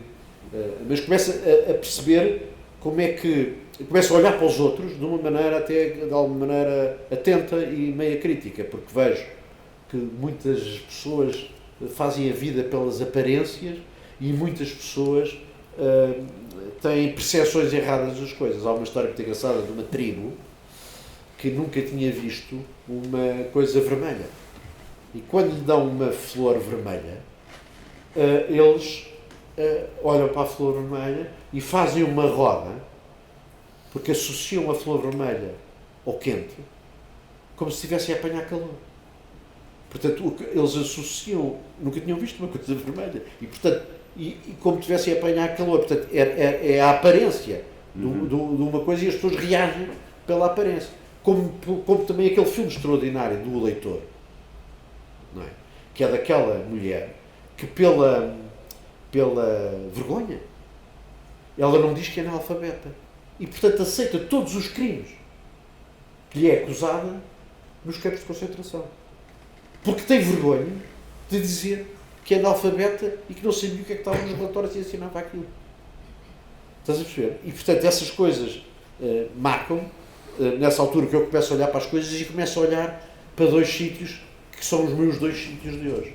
Lisboa, é nessa altura que começo a olhar para Lisboa e para os problemas de Lisboa, e para a terra, para trás dos montes, e para a casa depois que o meu irmão vai fazer, ou vai reconstruir em trás dos montes, e para um amor por uma terra ou para uma alma que certamente a gente tem para ali, em trás dos montes. E é nessa altura, dos 40 aos 50, já no fim dos 50, eu começo a ter estes olhares para duas terras, para criar as suas terras, e daí eu meter-me nessa altura, na aventura de Lisboa. Exato. Eu escolhi para ti uma frase do Proust que acho que se enquadra muito bem no que tu estás a dizer. A viagem da descoberta consiste não em achar novas paisagens, mas em ver com novos olhos. Reveste nisto, Zé? Repete lá. A viagem da descoberta consiste não em achar novas paisagens, mas em ver com novos olhos. Pois, isso é assim, não é? Quer dizer, exatamente isso que tu tens estado aqui a falar. Mas curiosamente, por exemplo, aquela paisagem que eu tenho na Carrapateira, a ideia que eu tenho na Carrapateira é exatamente naquele sítio onde paramos todos lá de casa, na curva, que vai antes de chegar ao sítio do forno, paramos e vemos a praia, aquela praia é sempre aquela. E a gente não há desilusão. É uma paisagem absolutamente extraordinária, não é? E, portanto, são coisas que ficam connosco, a mesma coisa que eu tenho em relação na coisa que eu vou dizer agora. Isto são viagens, há algumas que eu vou falar a seguir, porque é quando a Madalena vai para o Brasil, portanto já depois de... Sim, mas agora sim, vamos passar dos 50 aos 60 anos. Pronto, que eu dividi isto aqui porque é muito interessante. Aliás, aqui estás a ver como não tens escrevido, mas isto é a tua secretária que José coleciona lápis, relógios, fotografias. Esta frase que tu tens aqui e que não lembras, olha à sua volta, portanto esta capacidade de ter atenção. E depois aqui os chapéus, portanto esta tua paixão pelos chapéus. Aliás, esqueceste de trazer o chapéu. Está ali. Puseste-me ali, então peço desculpa. Nós temos aqui, pedimos sempre aos convidados para trazer um objeto, no fundo é o alter ego, eu ainda não tinha reparado. Peço desculpa que tu tinhas posto ali o chapéu, está muito bem colocado. Queres falar um bocadinho desta tua paixão dos chapéus? Aqui entre os 50 e os 60 anos temos muitas coisas. Temos os vinhos, temos os cartazes, temos os livros ciclistas, temos o teu casamento com o Filipe, portanto, eu encontrei estas imagens aqui com a Matilde para as pessoas terem percepção e para não parecer aqui normal. Nesta época, 2008, tu tens 2018. O chapéu de verão, peço desculpa, só interromper, tens o chapéu de verão, tens o chapéu de primavera, tens o chapéu de inverno. Sim, praticamente tenho 2 de inverno e 2 de verão. Aqui falta um de verão. Não é só um chapéu. Sim, o meu irmão é mais heterogéneo nessas coisas. Bem, eu começo este 2018 e 2019, ali estão várias coisas da minha vida, e está a minha filha, está a minha mulher, e está os meus enteados, e está, no fundo, a família mais próxima. Mas eu começo esta década, ou desta década assim, com uma coisa que eu lembro muito bem, com uma das imagens mais fortes da minha vida, que é com um beijo. Então eu lembro-me do beijo. Esse beijo, lembro-me da frase que estava ao lado do sítio onde eu dei esse beijo, isto foi no Mirador de Lisboa, e lembro-me da música que estava a tocar. Qual era a música? Que eu não sei dizer qual era. Lembras-te? Eu lembro da música perfeitamente, e lembro-me da frase. Quem beijaste, se não é descrição? A minha mulher. Ok, muito bem, era só para confirmar. Foi o primeiro beijo que eu lhe dei nela. E, portanto, Esse mirador. é lá vi, quer dizer, o mesmo. Essa é uma imagem que eu tenho. Estás a ver? Tenho de Lisboa, do beijo, mas o beijo total, a sua totalidade. Lembro da música e lembro da frase. Pá, é uma coisa, é uma imagem fortíssima que eu tenho. Qual era o mirador, Zé? Qual era o mirador? É um mirador que tem um nome engraçado, porque é o mirador de Santo Estevão, mas chama-se Padre Zé. Padre Zé era um estranho de Coimbra, portanto era um tipo que, nem sei como é que tem o nome do mirador, mas até fica muito bem, porque é um estranho. Depois, é nessa altura que eu tenho a imagem da cidade mais bonita do mundo que nunca mais me saiu da cabeça. Eu, aliás, eu recomendo sempre que alguém vai a Veneza, pá, vão de comboio. Mas hoje estava-me a dizer, alguém estava a falar aqui, que eu cheguei de barco. Sim, era o Rui. O Rui, cheguei de barco. Deve ser também muito bom. Mas eu de comboio é que uma pessoa não está à espera. Eu saí da estação de comboio e saí e tenho aquela imagem e digo, o que é isto? Não é? Eu que nessa altura lutava aqui por Lisboa e já era como vereador, estás a perceber, e vejo Veneza, isto é impossível, Veneza é o único, como eu acho que Lisboa também é, quer dizer, mas é uma das imagens dessa minha década dos 50 anos, é ir a Veneza. Portanto, tenho o beijo, tenho a Veneza, e depois tenho esta coisa que começa a acarinhar cada vez mais, que é a afetividade que eu tenho pelas coisas e pelas pessoas e pela família. E daí estar representada, há ali várias fotografias da minha família toda, do lado esquerdo depois estão os meus irmãos. E começas a organizar. E começo a ter isto e ter esta coisa dos chapéus, que vem também do meu irmão, mas também vem de família. Há aqui a gente tudo usa chapéu porquê? Porque temos uma regra familiar, ou uma lenda, ou lá o que é, que cabeça coberta. Há quem diga que é cabeça fresca. Cabeça fresca. Aliás, eu digo sempre, quer a minha filha, quer os meus enteados, sempre que tenho uma coisa importante, cabeça fresca. A coisa mais importante que eu digo a eles, eles tenham cabeça fresca. A coisa vai correr. Cabeça fresca. Pés quentes. Tripas desentupidas, pontapé na medicina. Seja calor, sol, é preciso usar chapéu. Seja inverno, frio, usar chapéu para se desproteger. É nessa altura que eu tenho as saudades da minha filha que vai para o Brasil e que ia lá só por 3 meses e ficou lá 4 anos. É nessa altura, entre estes 50 e 60, que eu começo que tenho... Sim, Matilde passa agora, se pede... Nós aqui a tiver os vinhos, este é muito giro, que é o vinho do Faro. Tenho esta ligação, que é uma ligação familiar dos vinhos, já vem dos vinhos Borges, dos vinhos Lelo, e portanto tudo da parte da paterna, e depois o meu irmão começa a fazer um vinho, eu faço um vinho em Lisboa, eu, Salveja, a cidade de Lisboa, o meu cunhado, e portanto há aqui uma ligação quase telúrica à terra, ligada ao vinho, que já vem de antigamente, e portanto já vêm os nossos bisavós e etc, e portanto é uma coisa que eu de facto começo muito a ligar isso e a dar atenção aos outros. Não é? Portanto é uma época para mim de grande felicidade, e uma das coisas que eu tenho e é nesta década que eu reúno amigos antigos que se reúnem outra vez comigo e que hoje é um núcleo forte de meus amigos que desde o tempo do tipo do Sorriso que morreu, e a partir da morte dele que nós nos reunimos outra vez e que já não nos perdemos outra vez. E é inquebrantável também. E é nesta época também que eu guardo outro grupo de amigos, que são o grupo de amigos que eu faço no trabalho. Que é inquebrantável. Neste sentido, temos ligações de amizade juntamente ao trabalho. E, portanto, é quando eu entro em Lisboa e a lutar por Lisboa e a estudar por Lisboa que se desenvolve esta imagem. Esta imagem. E é uma coisa que eu também, ali naquela coisa anterior que tu dizes, olhar à volta, é de facto, quando eu começo mesmo a olhar à volta, no fundo, para as imagens à volta e olhar à volta, fixo aquelas imagens, tenho começo a ganhar de esperança, são imagens de esperança. Eu tenho numa fotografia que acho que já passou, tenho um ramo de uma árvore que apanhei numa praia, na Praia Grande, e essa imagem dessa coisa, porque houve um problema de saúde familiar,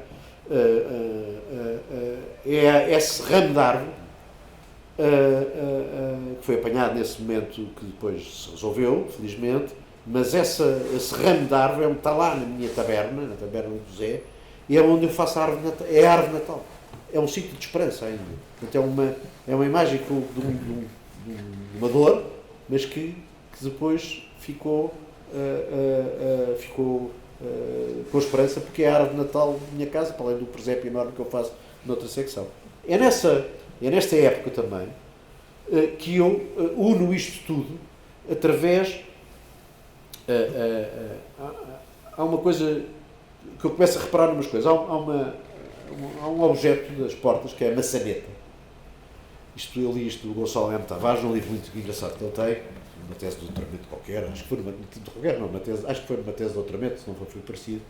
É que a maçaneta, nós quando olhamos para a maçaneta da porta, a maçaneta, nós pensamos automaticamente que ela serve mais para abrir do que para fechar, o que é estranho. Mas isto parece que está demonstrado. Portanto, nós quando olhamos para uma maçaneta, ainda bem, porque, e ainda bem que eu também sou assim. Eu olho para uma maçaneta outra mais para uma coisa que para abrir do que para fechar. E outra coisa que eu também reparei em mim nesta altura, e por isso é que eu sou um otimista e esperançoso, porque também há um estudo que eu estive a ler em outro dia, um lado qualquer, e depois isso é memória, já nem lembro não lá, é que eu sou uma pessoa que está sempre a olhar para cima, ou para as estrelas, ou para isto, ou para aquilo, e as pessoas dizem que as pessoas que olham para cima, que a maior parte das pessoas olha para baixo e, portanto, é triste. As pessoas que olham mais para cima, portanto, algumas estão sempre a olhar para baixo, não sei o quê. As pessoas que estão mais para cima são mais alegres, são mais felizes, são mais contentes. Eu tenho essa sorte e, portanto, olho à volta, comecei a olhar para coisas mais importantes, dar atenção aos outros, nesta época entre os 50 e os 70. Casei com a Filipa. E as canecas de Portugal é uma coisa que me faz isto. Porquê é que eu tenho a coleção de canecas? Porque não há uma fotografia das canecas, não puseste? Não pus as canecas, pus estes cartazes. As vinhas, sim, isso é vinha, porque é uma ligação. E acabei, que é a ligação. Não faz mal, isto serve, porque eu tenho canecas de quase todos os municípios do país. E sabes porque é que eu tenho? É uma coleção de cartazes que mas sabes porque é que eu tenho as canecas? Eu tenho as canecas para me lembrar das pessoas. Estás a ver? Portanto, eu tenho quase a obrigação de não me esquecer das pessoas. E para não me esquecer das pessoas, tenho as canecas de Montalegre, de Óbidos, de não sei o quê. Outro dia disseste que ias a Óbidos e eu bebi o meu copo de leite de manhã, caneca de Óbidos. Para não me esquecer de ti. Ou não sei quem, a minha Filipe agora está em Mondana. Eu não tinha Mondana, mas passou em Bolonha. Bebi de Bolonha. Estás a ver? E, portanto, esta é a maneira que eu tenho de não me esquecer das pessoas. Estás a ver? E portanto, tenho quase os conselhos todos de Portugal, tenho alguns países, e, portanto, vou-me lembrando das pessoas. E é através da caneca, que é uma imagem, que eu vou-me lembrando, com imagens da pessoa, oi, estás bom e tal, corra bem lá, não sei aonde, seja através das pessoas estarem lá, seja que vão viajar, seja porque me lembro, por uma razão qualquer. É nesta altura dos 50 ou 50 que eu, de facto, aposto completamente em Lisboa e aposto em transformar Lisboa na capital verde. Há quem diga que ver mais longe é pensar antes. Eu acho que, de facto, Lisboa foi pensada antes pelo Ribetel, não é? E eu depois concretizo muito, e, de facto, porque viu mais longe, mas isso pensou-se antes. Ganhámos o troféu da Capital Verde, iniciámos as bicicletas em Lisboa. Exato, aquela fotografia absolutamente genial dos gajos a fumarem de De bicicletas. cartola, de cigarro. Eu então começo esta Capital Verde. A Capital Verde é ganha em 2018, da época que estávamos, dos 50 aos 60. Eu entro nos 60, 65, a saber que em 2020 vamos ter a Capital Verde. Portanto, entre 2018 e 2023, estes 5 anos, deixo de fumar, o que é uma coisa que já falei que o meu pai fumava imenso e que tinha lembro do Sagres, do pacote de Sagres, não é? Eu tenho agora um cartaz a dizer Sagres, com maço de tabaco, faz-me lembrar o meu pai, aquilo, não é? Quer dizer, é uma marca que já não existe. Deixei de fumar, nasceram as minhas netas, dos 60 aos 75 anos. Lisboa comemora este Capital Verde, mas ao mesmo tempo cai-nos em cima a pandemia, e é quando eu tenho aqui uma ligação forte a algumas pessoas que estão aqui, porque é aqui que eu, exatamente neste espírito que eu vim falando desde o princípio, é que eu começo a dar atenção a coisas que me estão perto. Não é? A Sociedade Nacional de Belas Artes está aqui perto. Capital Verde podemos fazer aqui coisas, e porque tinha aproximação ao Silva Porto, e a gente podia fazer qualquer coisa do Silva Porto e a paisagem, e de Capital Verde, e porque tinha o João da Silva, e porque podíamos fazer qualquer coisa ligada a um homem muito ligado ao animalista, e que, portanto, podia fazer aqui. A Sociedade das Belas Artes, podíamos lançar um concurso ligado à ilustração, à pintura, e, portanto, há aqui uma ligação que se ganha nessa altura, e que espero que continue, ou se não continue, que venha depressa, uma ligação forte à Sociedade das Belas Artes. Tenho aqui uma imagem fortíssima da Galeria da Biodiversidade que existe no Porto, que é uma imagem que eu tenho nessa altura também da coisa, e é quando, mas aparece a pandemia e aquilo que se tenta deixar ficar. No outro dia estive nos Açores a ver fotografias antigas, e há lá um fotógrafo muito engraçado que se fotografava sempre o irmão, e ele dizia que era a maneira de registar. Portanto, o irmão aparece em todas as fotografias. Fotografia de 1940, da inauguração da capela, não sei o quê. E está lá o irmão no cantinho. Fotografia de há o Hitchcock aparecia nos filmes todos. Este tem o irmão. Estás a ver? O irmão aparece nas fotografias do lado. E eu, não é por vaidade, mas acho que se deve deixar se deve deixar do trabalho que se faz alguma coisa que fique, e acho que ficaram coisas, apesar de tudo, a Capital Verde, apesar de não termos feito nada no meio da Capital Verde. Quer dizer, fazíamos, mas com as contingências. Mas deixámos belíssimos catálogos aqui na Sociedade das Belas Artes, deixámos a maior coleção de livros botânica da cidade de Portugal, deixámos um grande livro sobre história de texto, aqui a professora Maria José Costa, que é a pessoa que sabe mais disso no mundo, e deixámos, portanto, um património que ficou. Portanto, há um legado que fica da Capital Verde. E é com este livro de ilustração científica, há duas exposições hoje, que aliás aqui organizadas também pela Marisa, está aqui, com a ajuda dele, que estão no Museu de História Natural, as variações naturais, mostram os nossos parques naturais, para não sermos egoístas, não olharmos para nós próprios. E portanto era Lisboa a mostrar um país inteiro, e está lá, no Museu de História Natural, e também contar a história da ilustração científica em Portugal, que é absolutamente extraordinária, e os ilustradores e é portanto deixar nesse legado que nós vivemos, ou que eu vivo, ou que achamos, ou que eu achei, que de facto se devia pensar para ver mais longe, portanto, utilizando as ideias do Gonçalo Castelos, que concretizámos uma série de coisas em Lisboa, então, depois publicados, o livro, com todo o trabalho que foi feito, justo estar aqui a falar. A última fotografia que eu trouxe, eu pedi a imagem. Não, é que é dos 100 aos 105, não é? Então, eu estou a falar dos 100 aos 105. Pronto, que agora vamos mostrar, que é fantástico, que é a Festa de Babette, não é? Que é um filme extraordinário, a partir do livro Eu acabo com a Festa de Babette, foi a última coisa que eu fiz. E aquilo que eu quero fazer.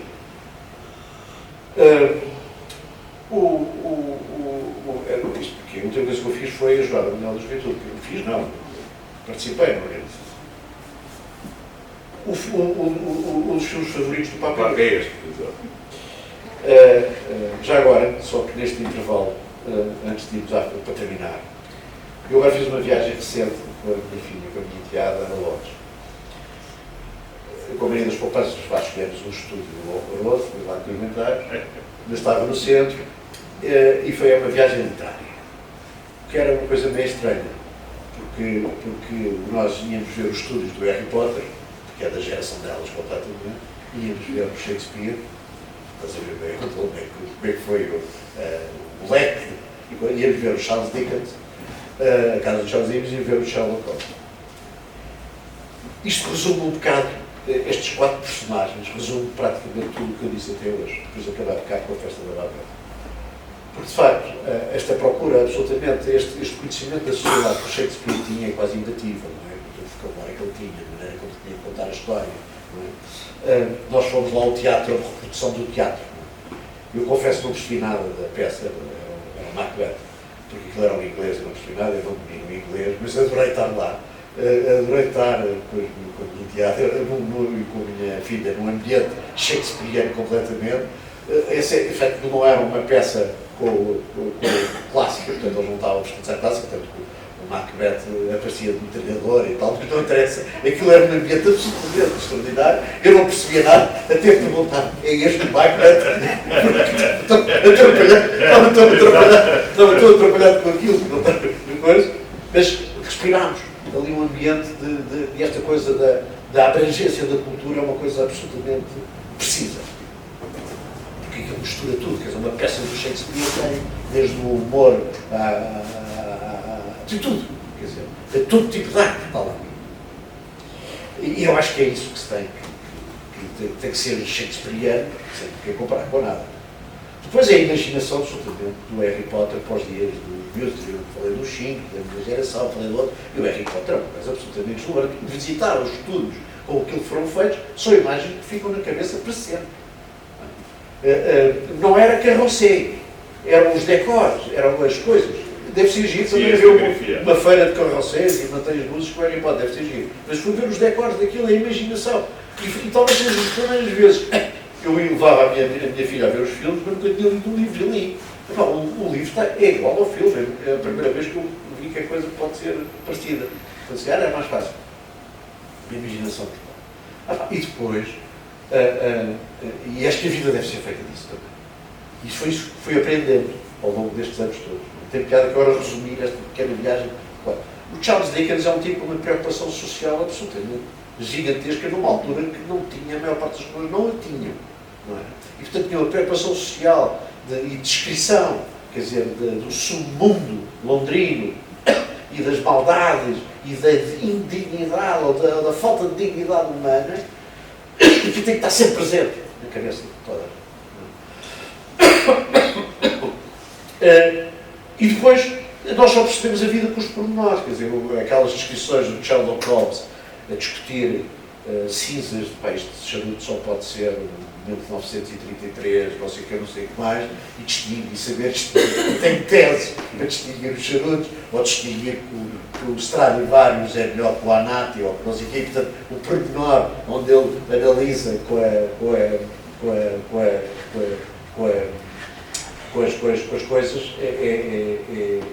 e por essa razão é que eu não te mostrei os 4 objetos que eu tenho sempre. Eu tenho objetos mesmo pessoais meus, que o relógio que era do meu pai, os 2 fundos que eram do meu pai, o lenço do meu pai, um lenço que me deu o pai, o melhor amigo do meu pai, que também uso, e uso em ocasiões especiais. Mas no bolso ando sempre com 4 coisas. Vou-te mostrar aqui só para perceber. Ando sempre com a Nossa Senhora, que é porque às vezes para andar, para dar-me ajuda. Ando sempre com um apito, porque às vezes é preciso chamar a atenção. Mas nunca é raramente que eu uso. Tenho sempre vergonha de eu usar. Ando sempre com uma lembro do apito. Ando sempre com uma lupa. Ando sempre com uma lupa, porque às vezes é preciso reparar num pormenor. E uma naifa é absolutamente indispensável para qualquer coisa. E ando sempre com estas 4 coisas no bolso, para que saibas. Depois eu uso o chapéu, como já é conhecido. Mas isto para terminar, então com a festa da Alberto, o Papa, este trabalho que eu tive com a jornada foi um trabalho muito difícil. Muito difícil pelos ecos, pelas coisas, pelas circunstâncias, seja o que for, não vou agora aqui alongar-me por isso. Muito difícil, mas com mensagens do Papa absolutamente extraordinárias, transversais, humanistas, que também escuso estar aqui. Este filme é um dos filmes que eu fui rever, este filme, a Festa da Alberto, e que no fundo é aquele que me representa o meu futuro. A Festa da Alberto, provavelmente devem todos ter visto o filme, é um filme absolutamente genial, é um filme onde nós podemos pensar mesmo que o amor, a presença do amor é uma coisa, é a melhor imagem que nós podemos dar ou levar da vida. E o que a Alberto fez, não é? Porque é uma mulher que é perseguida, que foge, etc., e vai lá para uma aldeia recôndita, que cheia de intrigas e coisas, pessoas falar de coisas que não interessam nada, não é? Mas dá paredes, eu tenho que ter aquilo e tal, e ela faz um banquete absolutamente genial. Ou seja, ela ganha a loteria e utiliza esse dinheiro para fazer... Não é para fazer, é para lhes agradecer. É por amor. É por amor que ela faz este banquete. Eu, para já desafiei o Rui, que devíamos convidar todos os que fizeste aqui as conversas e oferecer-lhes este jantar. Sai caro. Temos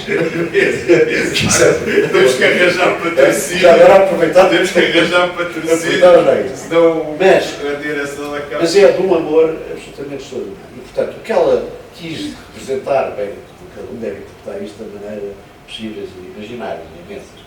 Mas é, no fundo, esta disponibilidade para dar aos outros o melhor que tem. Estás a perceber? Dar aos outros o melhor que tem. Em que nada é supérfluo. Fiz um banquete e da banquete nada é supérfluo. As pessoas, quando viam as tartarugas a entrar, que era para a sopa da tartaruga, e mais uns xaropes, e aquilo que ela fazia, o que é que vai fazer? Mas nada daquilo é supérfluo. O pequeno cálice da bebida que se tinha ali, nada. Portanto, nada daquilo, mas é tudo feito com um grande amor e com um gesto de agradecimento. Eu vou fazer, até aos uma peça que vai ser ridícula, mas é esta minha bonecada toda, eu muito não posso deitar fora, eu vou fazer uma peça que já está mais ou menos imaginada, porque não é uma peça de escultura, não é? Mas é no fundo que eu vou deixar à minha vida. Está aqui a minha peça. Da instalação que tu tens, está aqui em casa que está no esta é a minha vida. Tenho 2 metros, está aqui a minha vida. E outra coisa que me falta, acho que ia fazer, é tentar, e espero que tenha esse projeto, tentar agradecer as oportunidades que eu tive na minha vida. Porque apesar disto que eu apontei aqui, eu sou um homem de sorte. Posso dizer mesmo que sou um homem sem qualidades, não é? E sou um homem cheio de sorte. E portanto eu tenho que arranjar maneiras de agradecer. Uma é deixar um legado pequenino, que é uma coisa que eu vou fazer para dar à minha filha, não é? Deixar à minha filha. Outra é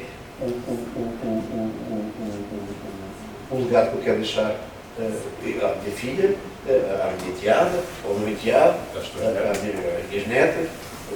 É da década dos 65, também nascem as minhas netas, que é a minha esperança. Não é?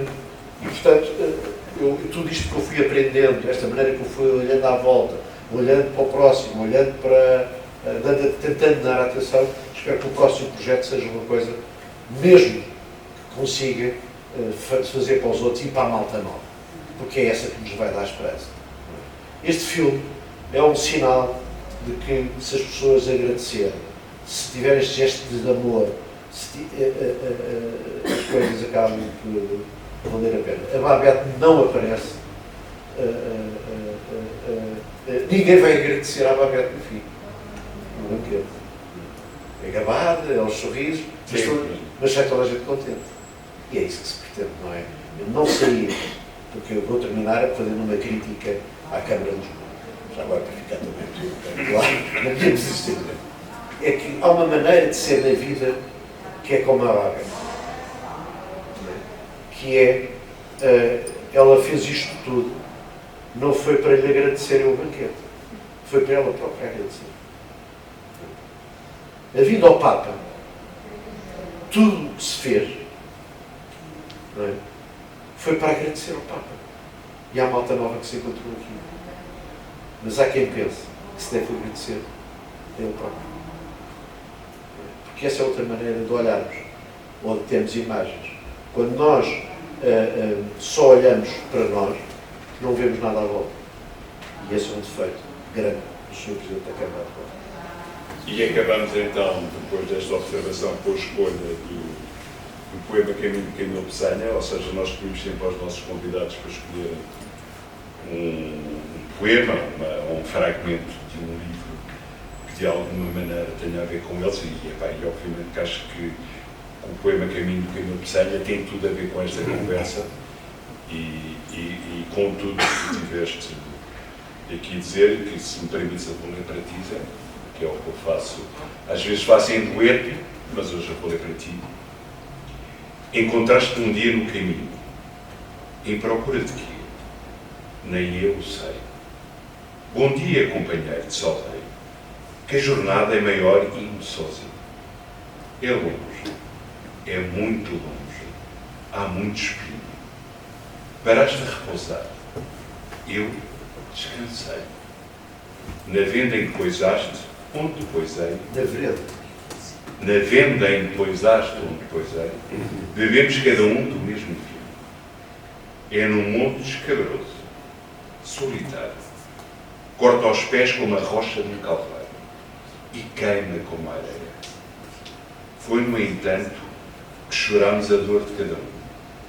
E o vinho em que choraste era comum. Tivemos que beber do mesmo pranto. Fez-nos bem, muito bem, esta demora. Enrijou a coragem fatigada. Eis os nossos bordões da caminhada. Vai já rompendo o sol. Vamos embora. Este vinho, mais virgem do que a aurora, tão virgem não o temos na jornada. Enchemos as cabaças, pela estrada, daqui ainda este néctar avigora. Cada um por seu lado. Eu vou sozinho. Eu quero arrostar só todo o caminho. Eu posso resistir à grande calma. Deixar-me chorar mais e beber mais. Perseguir doidamente os meus ideais e ter fé e sonhar, em geral. Obrigado, Zé, por teres vindo e terminamos aqui a nossa conversa.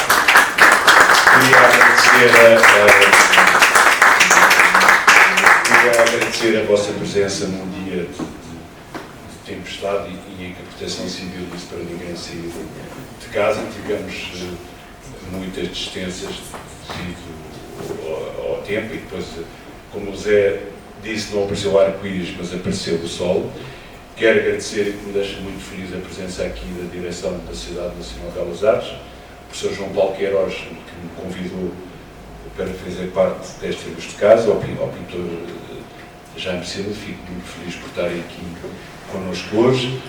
Esta equipa técnica liderada pelo Rui, que é absolutamente notável e que me tem ganhado desde sempre, o Paulo, que eu digo que é o mestre das luzes e do som, a nossa Manuela, a querida Manuela, que está ali a servir o vinho do nosso enólogo da adega do Carnaval, a Matilde, obrigado, a Matilde, esta querida designer, que tem feito coisas tão bonitas, que nós temos aqui para ti, ou seja, no fundo, é uma oferta da Sociedade Nacional de Belas Artes, porque isto é uma casa de banho e que também sabe tratar bem as pessoas, e tens aqui um lindo saco, que agora és obrigado a andar com ele em todo o lado, desculpa lá, lá para baixo, um saco da Sociedade Nacional de Belas Artes, com este logo maravilhoso, onde tu podes escrever as tuas novas ideias, os teus projetos, mais tem aqui um programa dos cursos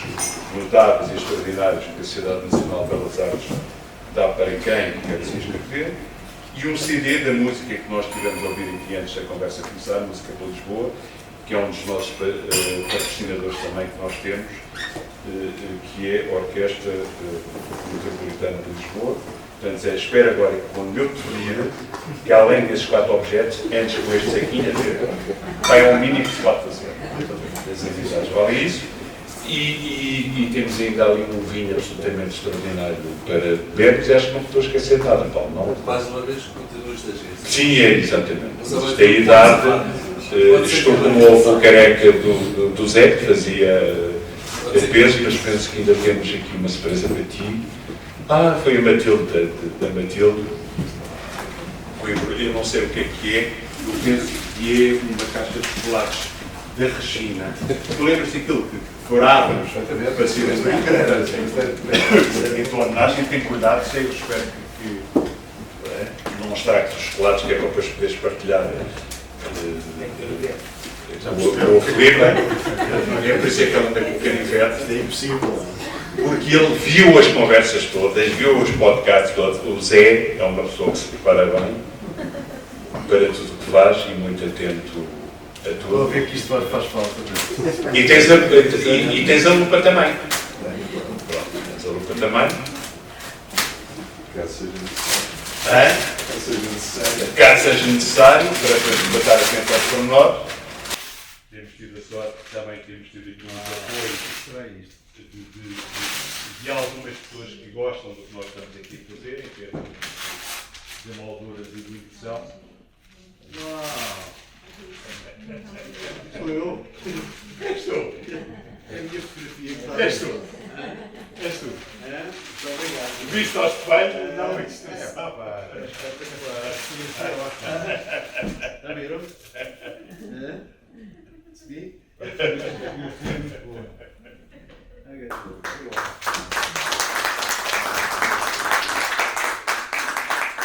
Okay. seus livros, no seu.